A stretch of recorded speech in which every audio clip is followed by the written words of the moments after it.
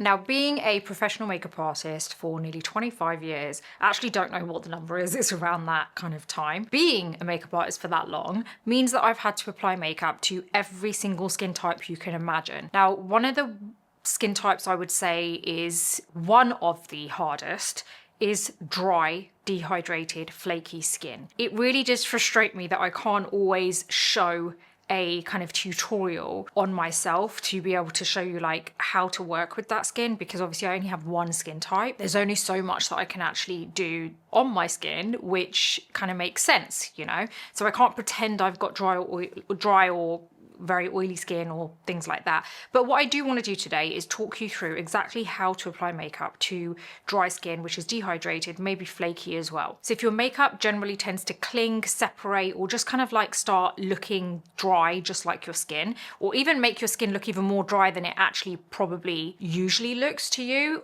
then this video is for you. A lot of the time, your skin can be dry and it doesn't necessarily look it to you, but then the minute you put makeup on, rather than makeup actually enhancing your skin and features, it can end up enhancing the dryness. So all of a sudden you can actually see that dryness, which maybe you didn't even realize was there before. So unfortunately, there are things that makeup can enhance that we don't want to actually enhance. A lot of it has to do with very clever skin prep and also like being strategic with your layering. You really cannot apply makeup on dry skin the way you may apply it on balanced skin. There's a very different approach. The order changes, the formula changes, the pressure changes, like your whole like technique changes. So today I'm going to walk you through exactly how you can apply makeup to dry or dehydrated or flaky skin. If you like videos like this, please do hit the like button, subscribe to my channel, and also hit the bell button so you don't miss my next video. Let's understand the difference between skin types first. With dry skin, it lacks moisture, so it can lack oil.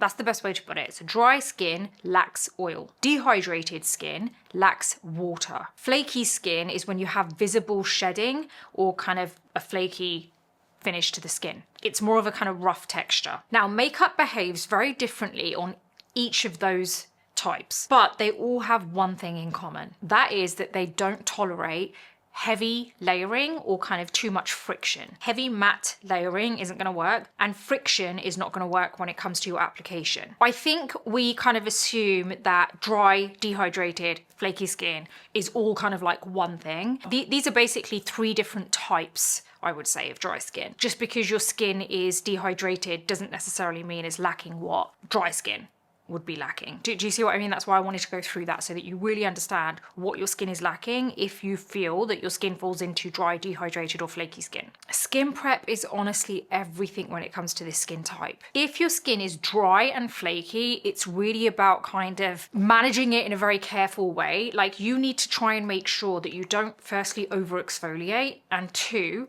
that you are kind of removing any flakiness that you see beforehand. And I know that's like, there's a fine line there, because exfoliating means you want to kind of get rid of the top layer, any dead skin that's there, but also you don't want to over exfoliate because it can be very irritating for the skin as well if you have dry or flaky skin. If you can see any visible flaking on your skin, like remove them manually. You can do that either with a very dry kind of finger, like you can very easily kind of like flake it off, or you can use a tool. I actually like using a dry beauty blender, which is clean, and what I tend to do is if I see any kind of visible flaking, I tend to use the back of it and I just kind of like almost flick off, because I'm not exfoliating the skin that way. I'm not disturbing it, but I am getting rid of any kind of visible flaking that I see. Now, when it comes to your hydration, I want you to use a very light hydrating serum, nothing too heavy, nothing too kind of like oily or anything, just a nice light hydrating serum. Now, you want to press that into the skin. Again, remember I said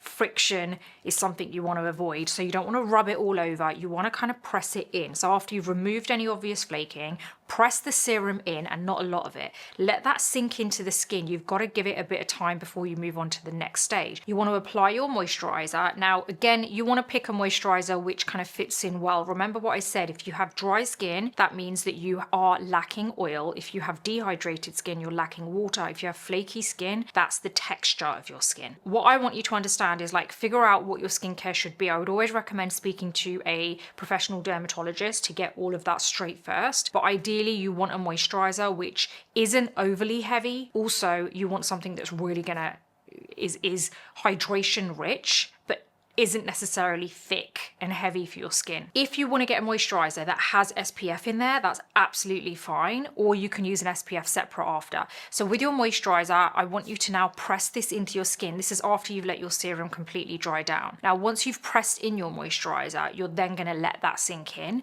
and then you can move on to an SPF if it's not already in your moisturizer. And again, you want to let that settle down into the skin, let it absorb before you move on. Honestly, the key here is absorption time. If you apply your foundation over skin that isn't, like if it's still kind of a little bit wet, it's going to pill. And if you don't hydrate enough, then your makeup is going to cling to the dry texture. So your skin ultimately should feel a little bit kind of like little tacky and plump, not kind of wet and slippery. We're going to move on to the primer side of things. You really want to avoid a mattifying primer because that's not going to help you at all. It's going to do the complete opposite. What you want is a hydrating primer, something that's going to add a little bit of slip, but not too much. So I personally would recommend the Anastasia Beverly Hills Hydra Prime because it's hydrating and it's really great for any kind of like dry skin. I also do feel like the Milk Hydro Grip is a very good option as well. I would say use that if you are more on the kind of less drier side but still dry, and the only reason for that is because it's a little bit more of a gel texture. So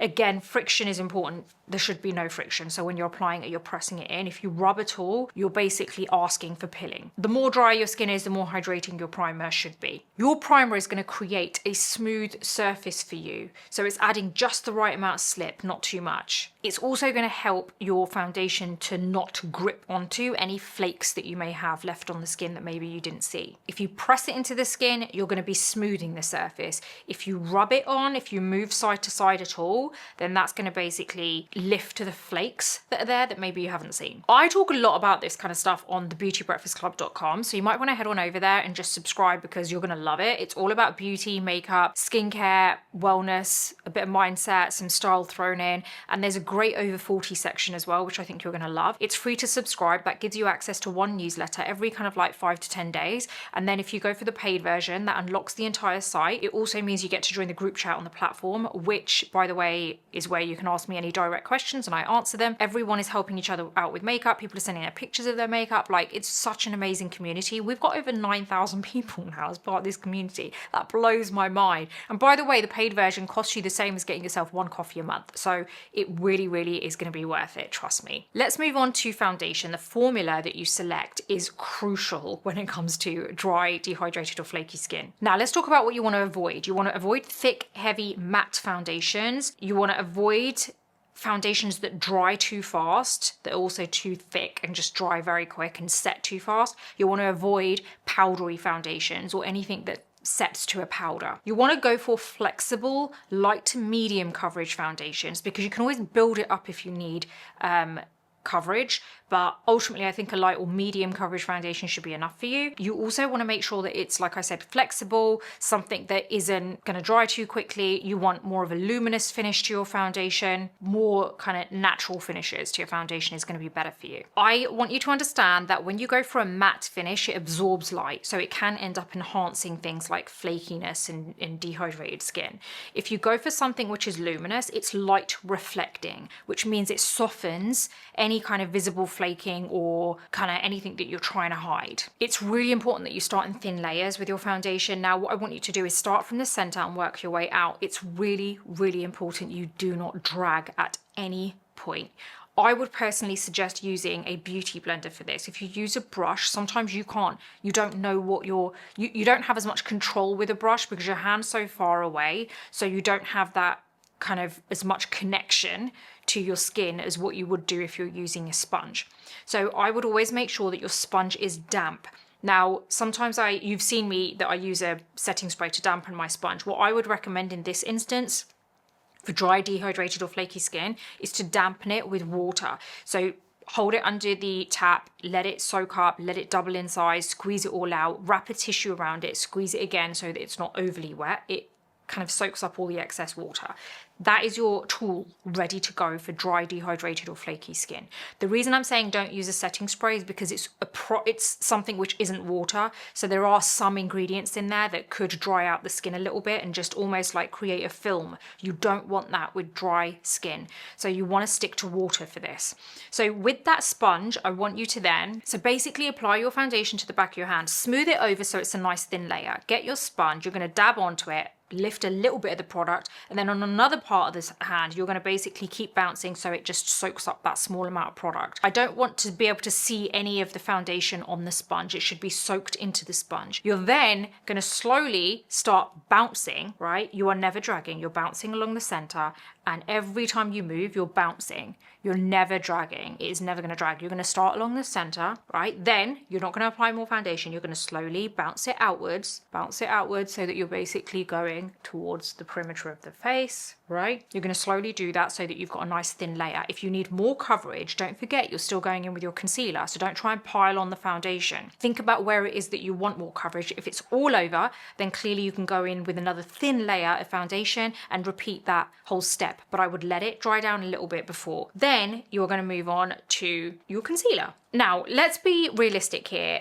If you have dry skin, dehydrated skin or flaky skin, it doesn't mean it's only ever on the cheek area. A lot of the time that can also be around the eye area. I've suffered from kind of slightly flaky skin around my eye area before when it's dried up a little bit too much. So I understand the kind of, you know, how annoying it can be. And I totally get that. It isn't just on those larger surface areas that you can deal with that. What I want you to remember is when it came to your skincare, you need to use a good eye cream. If you want to use something that is a little bit more rich, you can do, but just don't apply too much of it, because remember, it's going to be too slippery then, and then you could end up with kind of like makeup settling into fine lines quite easily. So it's really a case of finding that kind of sweet spot. So I would say, again, you want to make sure that that eye area is nice and plump and kind of has a very small amount of slip to the area, not too dry, but also not greasy or oily. Now, when it comes to picking your concealer, I want you to go for a concealer which is lightweight and hydrating.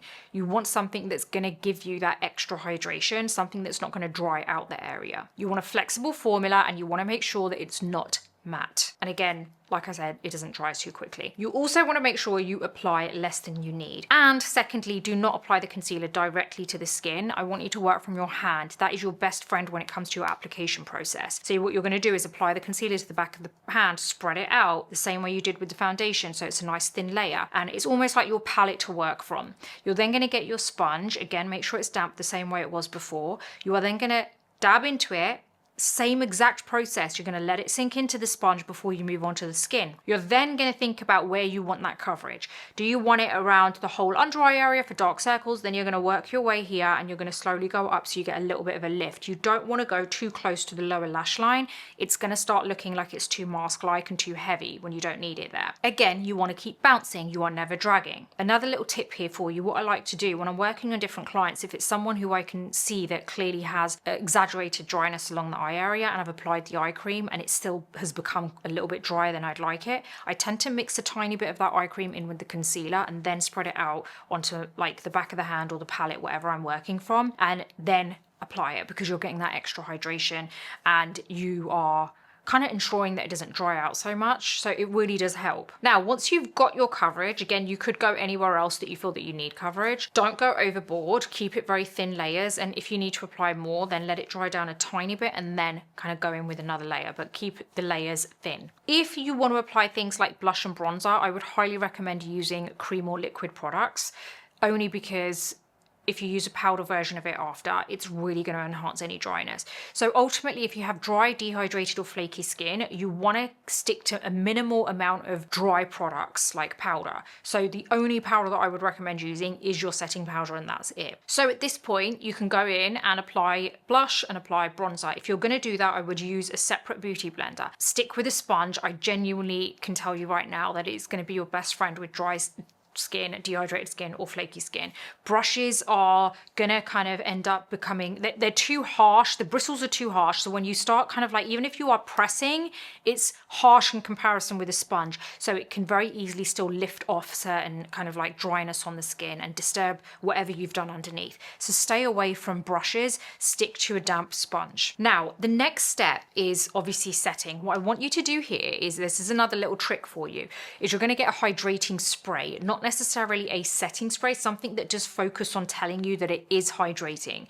So for example, something like the Laura Mercier translucent hydrating setting spray, it's hydrating, right? Or a normal hydrating spray. It doesn't have to be something that's setting, right? So I want you to spray that very lightly over the face. So that's like another layer of hydration. You're going to let that dry down, and because it's a hydrating spray, it shouldn't dry down fully. It should kind of maybe give you a slight glass skin effect to your skin. And then what we're going to do is go in with the powder. Now you want to use something which is lightweight, ultra fine milled, nothing too heavy. My personal suggestion would be to use something like the Laura Mercier translucent setting powder in ultra blur, or the Hourglass translucent veil powder. Now with both of these, I would not recommend using a puff. Do not press it into the skin at all. You literally want to apply this only where you need it. And the places that you would need it is usually where you feel that maybe you crease. So I would say stick to the under eye area, stick maybe around the nose. That's about it. If you feel like you get creasing around the